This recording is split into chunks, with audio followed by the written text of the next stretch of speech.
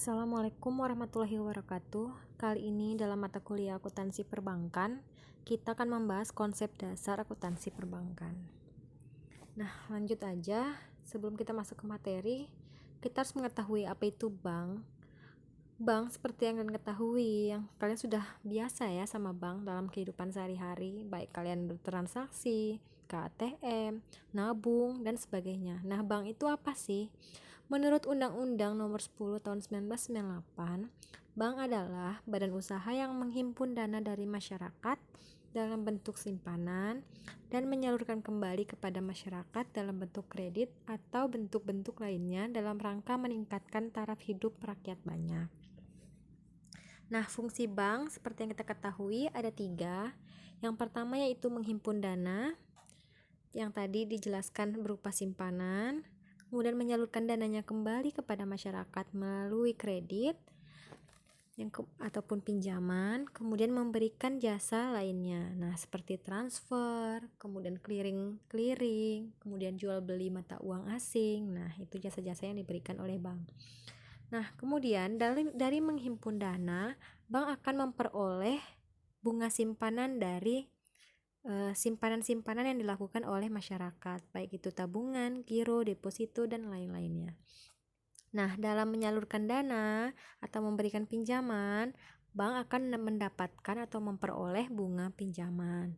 Nah, sedangkan dari jasa-jasa yang diberikan, maka akan memperoleh biaya-biaya atau pendapatan lainnya. Misalnya transfer antar bank, nanti ada di situ ada biaya admin yang diperoleh oleh bank di situ. Nah, kita masuk ke dalam akuntansi. Nah, akuntansi seperti yang kalian telah pelajari dari semester awal. Nah, akuntansi merupakan seni pencatatan, pengklasifikasian, pengikhtisaran dengan cara yang sepatutnya dan dalam satuan uang atas transaksi dan kejadian yang setidak-tidaknya memiliki sifat keuangan. Nah, kalau dia tidak memiliki sifat keuangan, maka itu tidak bisa diinterpretasikan dalam atau dicatat dalam laporan keuangan. Jadi seperti itu ya.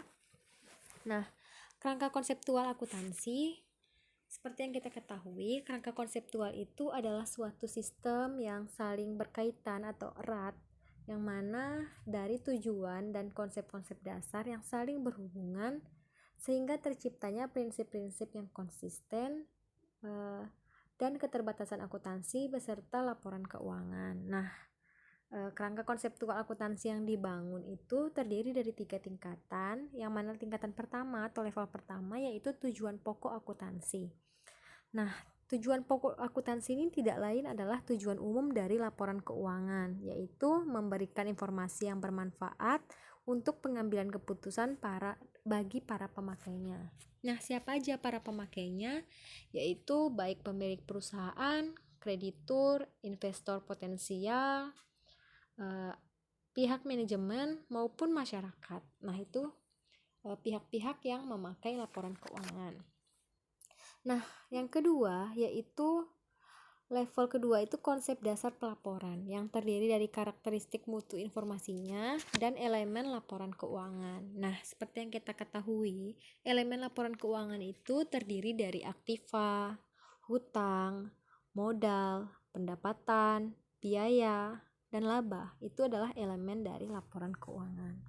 Nah, sedangkan pada tingkat ketiga, konseptual itu dibangun oleh pedoman pelaksanaan, yaitu pengakuan dan pengukuran pelaporan baik itu dari asumsi, prinsip, dan kendala-kendala dari pelaporan akuntansi. Nah, kita masuk ke dalam persamaan akuntansi perbankan. Nah, persamaan akuntansi perbankan ini tidak jauh berbeda dari persamaan akuntansi pada umumnya, yaitu yang mana harta bank sama dengan hutang plus modal. Nah, harta bank ini atau aktiva maupun kekayaan ini terdiri dari penempatan dana, yang mana itu penyaluran dana dalam bentuk kredit, penanaman dana dalam bentuk aktiva tetap, dan penanaman lainnya. Nah, sedangkan hutang atau pasifa atau kewajiban, yaitu dana yang terhimpun dari dana masyarakat, dana pinjaman, dan dana lainnya. Nah, sedangkan modal yaitu modal disetor, laba ditahan, laba rugi dalam tahun berjalan. Nah, seperti yang kita ketahui, apabila setiap penambahan aktiva, maka dia akan didebit. Dan apabila ada pengurangan aktiva atau harta, maka dia akan dikredit. Nah, begitu juga hutang. Nah, di sini yang termasuk hutang bank itu yaitu giro kita, tabungan kita, deposito kita itu termasuk hutang di bank, bukan harta bank. Nah, pisahkan di sini. Di sini kita menabung di bank, maka bank akan menambah hutang di sini karena dia ada kewajiban mengembalikan uang kita. Nah, maka setiap ada penambahan pada hutang atau penambahan pada giro kita, penambahan pada hutang, maka akan dikreditkan. Dan apabila ada pengurangan hutang, maka akan didebitkan sesuai dengan konsep kewajiban. Nah, ini kita akan masuk ke dalam ilustrasi persamaan. Nah, di situ kita ketahui bahwa Diah Kirana mendirikan suatu bank dengan nama Bank Kirana, yang mana dia menanamkan modalnya sebesar 100 juta yang disetor secara tunai kepada Bank Kirana. Yang kedua, diterima tunai untuk pembukaan rekening tabungan atas nama Anita Firdaus sebesar 1 juta. Yang ketiga, diterima tunai 5 juta untuk pembukaan deposito berjangka atas nama Ratna Safitri.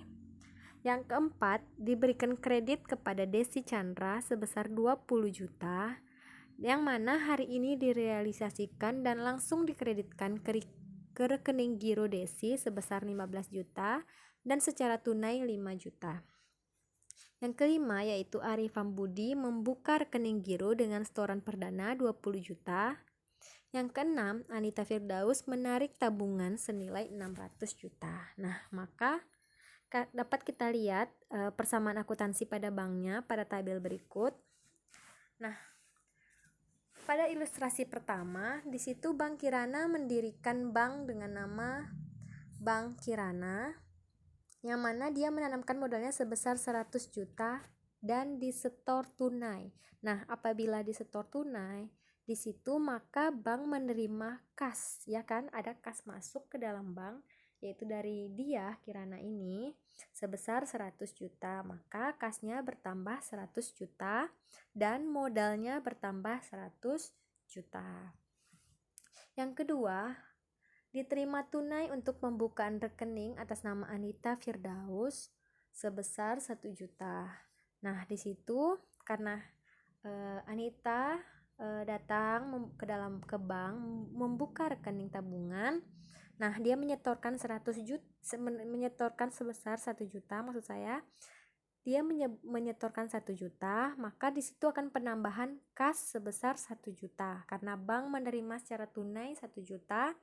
Maka di situ tabungan Anita akan bertambah 1 juta di kredit. Nah, di situ bertambah 1 juta.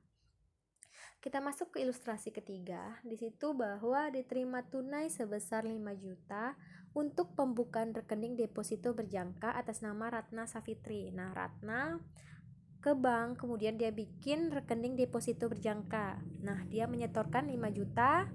Nah, maka di situ bank menerima kas sebesar 5 juta dan deposito berjangka Ratna Safitri bertambah 5 juta. Yang keempat, diberikan kredit kepada Desi Chandra sebesar 20 juta, yang mana 15 jutanya langsung dikreditkan ke rekening Desi dan 5 jutanya secara tunai. Maka di situ akan dituliskan kas yang diberikan kepada Desi sebesar 5 juta. Artinya situ kan tunai. Jadi bank mengeluarkan kas sebesar 5 juta. Dan dan kredit yang diberikan sebesar 20 juta. Sedangkan dalam rekening giro Desi Chandra itu masuk sebesar 15 juta. Nah, pada ilustrasi kelima, di situ kita dapat lihat bahwa Arifam Budi membuka rekening giro dengan setoran perdana 20 juta. Nah, di situ setoran perdananya Arif Fambudi sebesar 20 juta itu tunai, artinya bank menerima kas atau menerima uang tunai sebesar 20 juta, maka kasnya bertambah 20 juta dan rekening giro Arif Fambudi bertambah 20 juta. Nah, selanjutnya yang keenam yaitu Anita Firdaus menarik tabungan sebesar 600.000. Nah, dia ketika menarik tabungan tentunya ada kas yang keluar di situ sebesar 600.000 dan tabungan Anita Firdaus ini berkurang sebesar 600.000. Nah, jadi seperti itu. Jika ada yang masih belum dipahami bisa ditanyakan di grup nanti atau di dalam kolom komentar. Nah, kita masuk ke dalam laporan keuangan bank. Nah, seperti yang kita ketahui, laporan keuangan merupakan bentuk pertanggungjawaban manajemen terhadap pihak-pihak yang berkepentingan. Seperti yang kita jelaskan tadi, siapa-siapa aja pihak yang berkepentingan, baik itu pihak eksternal maupun pihak internal. Nah, di mana laporan keuangan ini harus memiliki syarat mutu dan karakteristik kualitatif, baik itu reliable, kemudian bisa dipertanggungjawabkan. Nah, sehingga pihak-pihak penggunanya ini dapat menggunakan laporan tersebut tanpa ada keraguan. Nah, laporan keuangan itu dibagi menjadi 3, ada laporan keuangan bank bulanan, ada triwulanan, dan ada tahunan. Nah, laporan keuangan bulanan ini yaitu laporan keuangan bank umum yang disampaikan kepada Bank Indonesia, baik itu untuk posisi bulan Januari, Februari, dan seterusnya sampai bulan Desember, yang mana dilaporkan setiap bulannya kepada BI. Yang mana format yang digunakan yaitu format yang sesuai dengan laporan keuangan bulanan. Nah, laporan keuangan bulanan ini merupakan laporan keuangan bank secara individu yang merupakan gabungan dari kantor pusat dan seluruh kantor bank tersebut. Nah, apa aja cakupan laporan keuangan bulanan? Di situ ada laporan neraca atau laporan posisi keuangan bulanan. Jadi misalnya di bulan Januari nih. Nah, kita tahu bagaimana posisi keuangan bank tersebut di bulan Januari. Jadi karena pelaporannya per bulan, Januari, Februari, Maret. Kemudian ada laporan laba rugi bulanan juga, ada laporan komitmen dan kontingensi. Nanti akan kita jelaskan pada bab selanjutnya apa itu komitmen dan kontingensi. Kemudian ada laporan kualitas aktiva produktif dan informasi bulanan lainnya. Nah, kita masuk ke laporan keuangan triwulan, yang mana ini memberikan informasi tentang posisi keuangan, kinerja, hasil usaha bank, serta informasi lainnya kepada pihak yang berkepentingan dengan perkembangan usaha bank, yang mana dia dilaporkan itu setiap triwulan, artinya setiap akhir Maret, Juni, September, dan Desember. Nah, apa aja cakupan laporan keuangan triwulan?